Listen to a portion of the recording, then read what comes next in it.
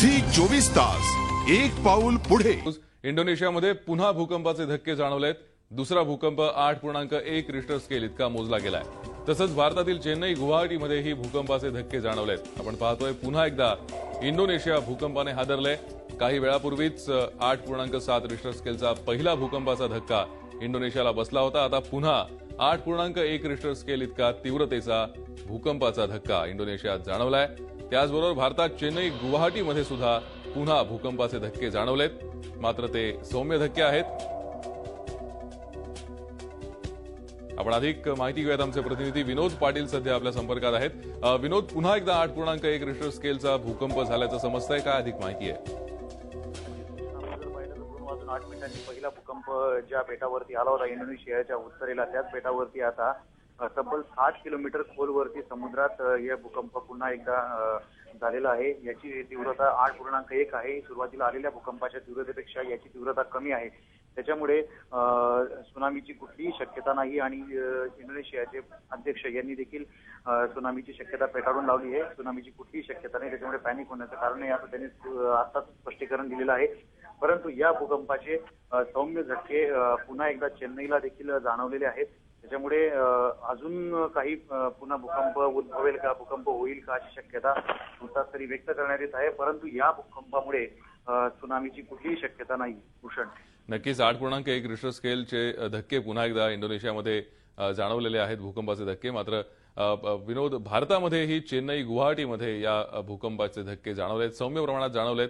कुठेतरी भारताला सुनामीचा धोका नाही असं स्पष्टीकरण राष्ट्रीय आपत्ती विभागानं दिलं होतं। आता पुन्हा एकदा हे धक्के जाणवल्यानं कुठेतरी एक मनात लोकांच्या शंका निर्माण झाली असेल। भूषण, अशी शंका निर्माण झाली तरी त्याचं घाबरून जाण्याचं काही कारण नाही, कारण की सुरुवातीला जो भूकंप आला होता त्याची तीव्रता 8.7 एवढी रिश्टर स्केलवर होती। परंतु आणि त्यावेळेस पूर्व किनाऱ्यावरील जेवढी काही शहरं होती त्यांना त्याचे धक्के जाणवले होते। परंतु आता जो भूकंप आलाय त्याची तीव्रता त्यापेक्षा फारच कमी आहे आणि याचे धक्के फक्त चेन्नईला जाणवल्याचं सध्या आपल्याला भूगर्भ शास्त्रज्ञांकडून कळतंय। त्याच्यामुळे या भूकंपामुळे काही घाबरून जाण्याचं कारण नाही आणि कुठलाही किनाऱ्यावरच्या कुठल्याही शहराला आता धोका नाही असं इंडियन नेव्ही तर्फे देखील सांगण्यात आलेलं आहे।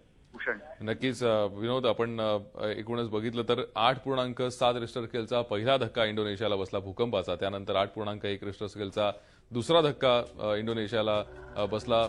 काही प्रमाणात तो भारतातही जाणवला, मात्र कोणताही धोका भारताच्या कुठल्याही किनारपट्टीच्या ठिकाणी नाहीये। आपण सध्याही चेन्नईतली ताजी दृश्य पाहतोय। चेन्नईमध्ये एकूणच चेन्नईमध्ये सुद्धा या भूकंपाचा दुसरा धक्का जो होता तो जाणवलेला आहे। नागरिकांनी समुद्र किनाऱ्यावरती गर्दी केलेली आपल्याला दिसतीये। नेव्हीची जहाजं जी आहेत इंडियन नेव्हीची, ती चेन्नईच्या किनाऱ्यापासून दूर देण्यात आली आहेत। काही सतर्कतेचा इशारा नेव्हीकडनं देण्यात आलाय विनोद। यापूर्वीच हैदराबादचं जे काही सुनामी सेंटर आहे त्याच्याकडून किनाऱ्यावरील गावांना आणि शहरांना सतर्कतेचा इशारा देण्यात आला होता। परंतु आता हे थोडेसे सौम्य धक्के पुन्हा एकदा जाणवल्यामुळे पुन्हा एकदा सतर्कतेचा इशारा दिला आहे आणि त्या संदर्भातली खबरदारी देखील आधीपासूनच घेतली जात आहे। त्याच्यामुळे कुठलाही धोका नाही।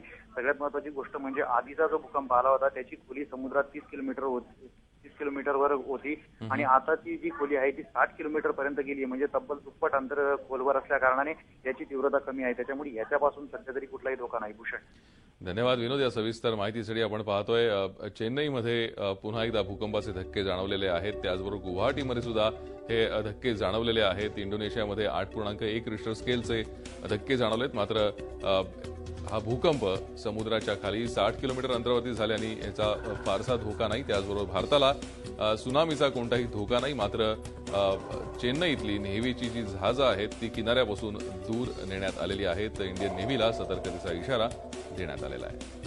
झी 24 तास एक पाऊल पुढे।